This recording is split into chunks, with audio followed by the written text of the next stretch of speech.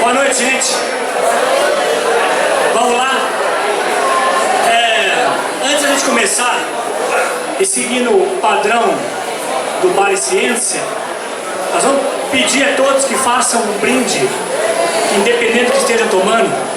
E ficou meio preconceituoso, né? Porque você estava aqui e puseram água, chegou o homem e pôs cerveja, né? Mas é por conta do brinde. Não, acho que uma só é pro brinde. E então todo mundo levante o copo e dê um brinde à ciência, né? E que tenhamos mais eventos como esse. Um brinde a todos. Alô!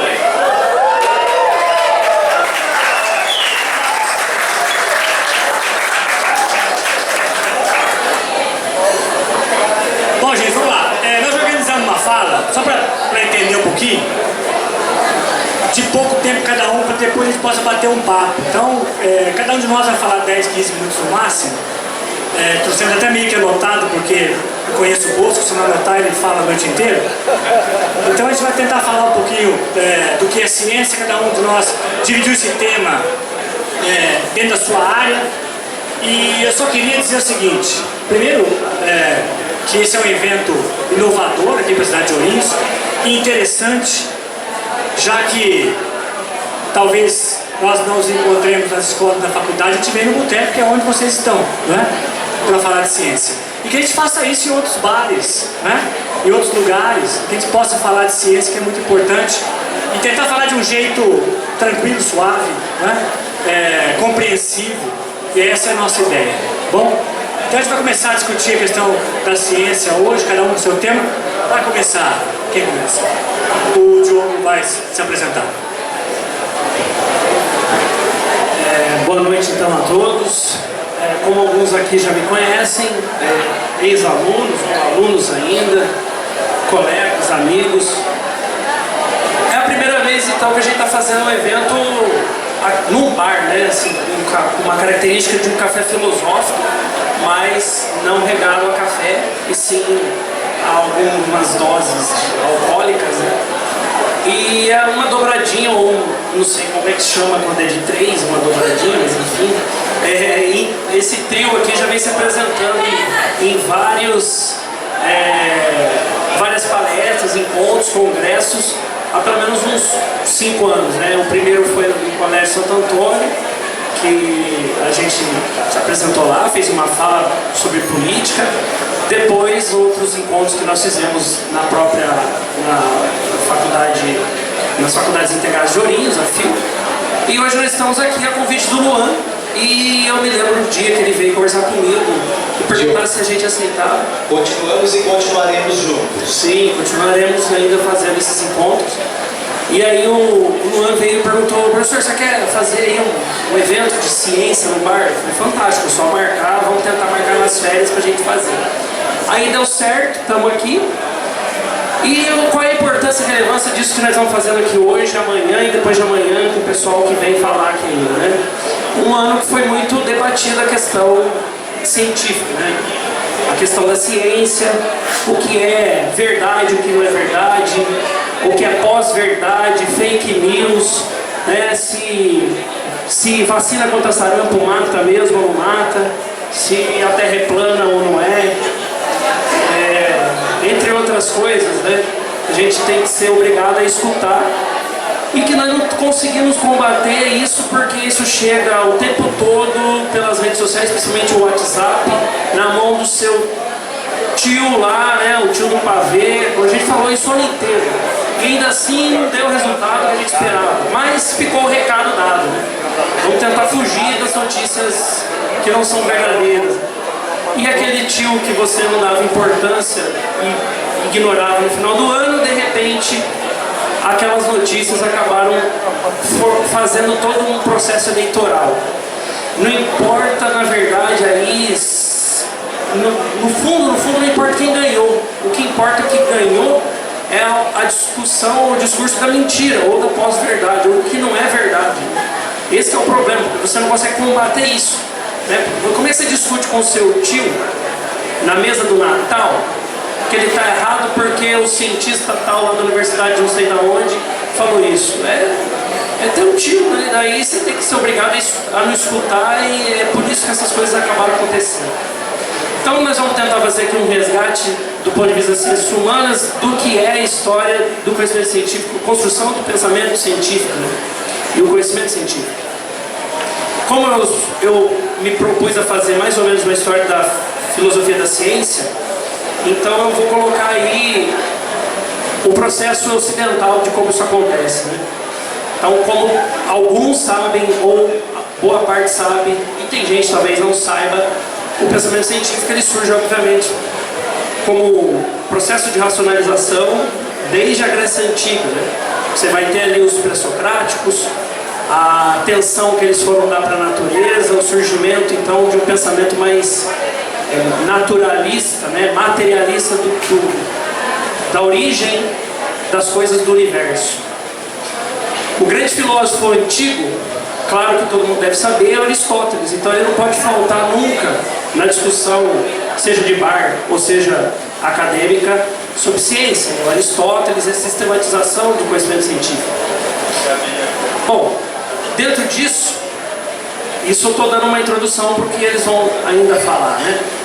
Dentro disso você vai ter, obviamente, aqueles os quais a gente tem mais referencial, que é a filosofia moderna e contemporânea, principalmente ali com as duas linhas de raciocínio que imperaram pelo século XVI, XVII e XVIII, que é racionalismo cartesiano, essa visão um pouco mais dedutivista, sistemática, mas muito teorizada cartesiana, né, matemática do mundo. Como isso influencia na nossa vivência, porque valorizamos o pensamento racionalista, fundamentou e legitimou colonizações, exploração de outros povos periféricos como América, Ásia e África, e todo um processo de exploração mesmo, né? Europeu, eurocêntrico, etnocêntrico, etc. Bom, e por outro lado você vai ter então a corrente de pensamento que funda a ciência como tal, que é a corrente do empirismo, principalmente com Francis Bacon.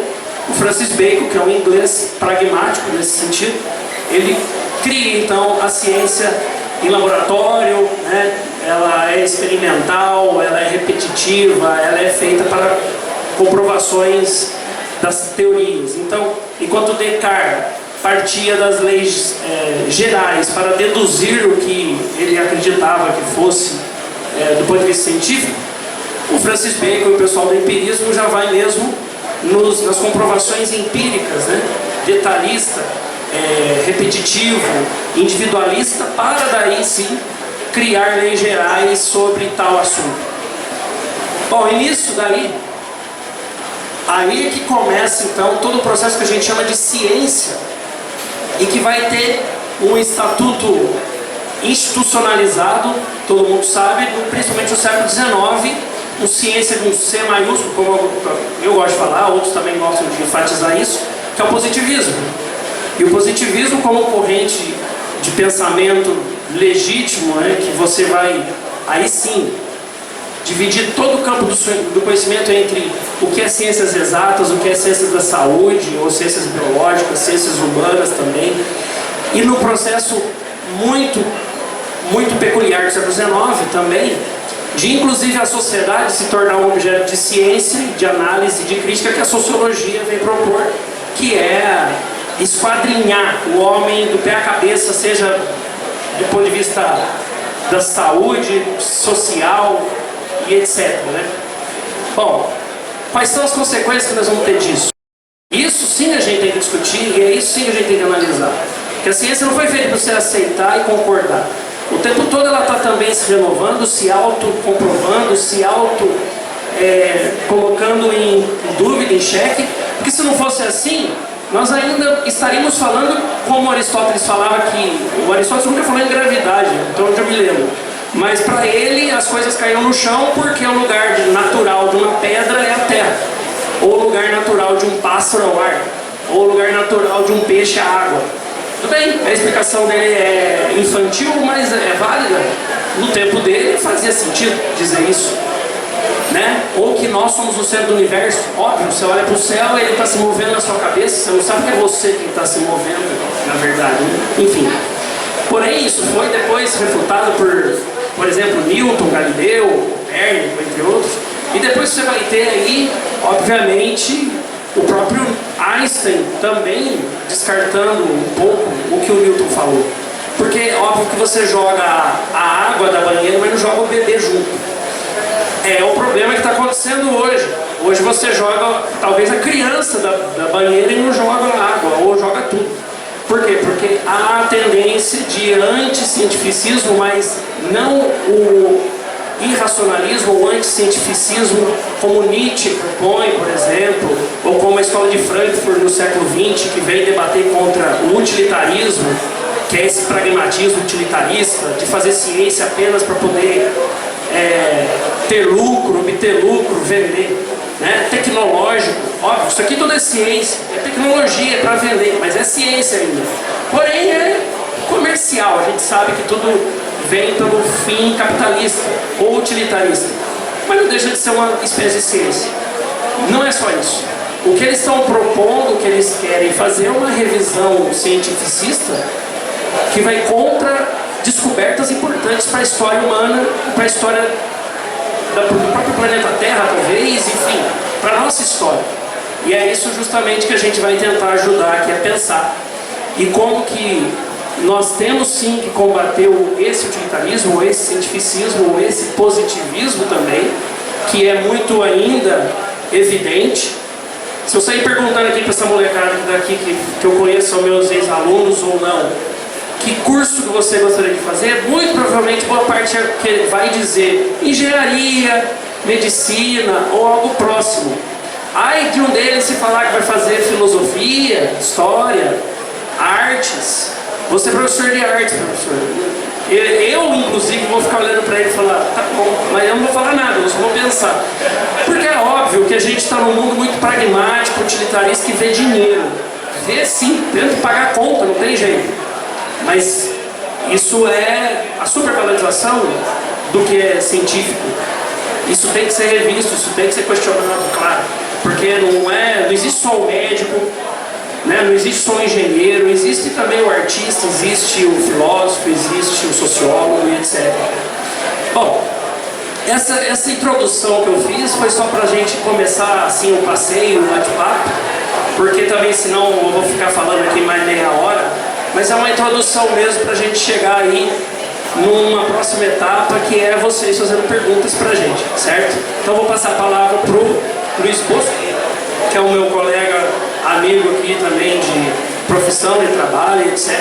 E depois vai terminar com o professor Saliba, que foi meu professor, meu orientador, meu amigo também que está aqui, o professor Maurício Saliba, para terminar a fala. Vai lá então.